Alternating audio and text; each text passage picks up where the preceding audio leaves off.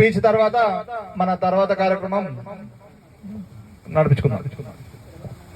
కార్యక్రమానికి మన oil palm Bhupalpally జిల్లా రైతులందరికీ, మండలాలు అన్ని మండలాల నుంచి వచ్చిన రైతులందరికీ నమస్కారం.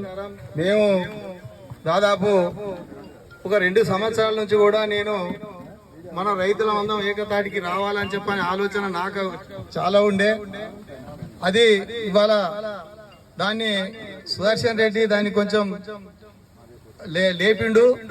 ఆయన లేపడంతోనే మనం కూడా దీన్ని ఎక్కువ చేయాలి అని చెప్పని ఆలోచనలో ఇవాళ ప్రోగ్రాము ఇంతకుముందు సుదర్శన్ రెడ్డి ఆధ్వర్యంలో చిట్యాల రైతు వేదిక జరిగింది. ఆ రోజు హైదరాబాద్ నుంచి నల్గొండ నుంచి అది వచ్చింది సత్తుపల్లి ఉమా మహేశ్వర్ రెడ్డి అని హైదరాబాద్ నల్గొండ నుంచి వచ్చిండు, సత్తుపల్లి నుంచి వచ్చిండు. ఆ రోజు ఆయన చెప్పిన అనుభవాలన్నీ కూడా మేము విన్నాం.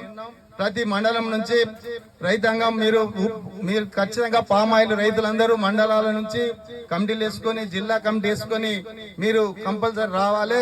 వస్తే రాష్ట్ర అధ్యక్షులు మేము కూడా రాష్ట్ర అధ్యక్షులం అవుతాం కాబట్టి రాష్ట్రంలో మేము కూడా గవర్నమెంట్ ఎంబడిబడి మనం పనులు చేసుకోవాలని చెప్పని కొన్ని సూచనలు చెప్పిండు. ఆ తర్వాత మళ్ళీ నాగారంలో ఒక మీటింగ్, 2వ మీటింగ్ జరిగింది. సుదర్శన్ రెడ్డి గారు ఆ రోజు చెప్తే ఆ రోజు నేను కూడా నాగారం పోయినాం. నాగారంలో ఆ రైతులందరం స్కూల్లో కూర్చుండి మాట్లాడుకున్నాం.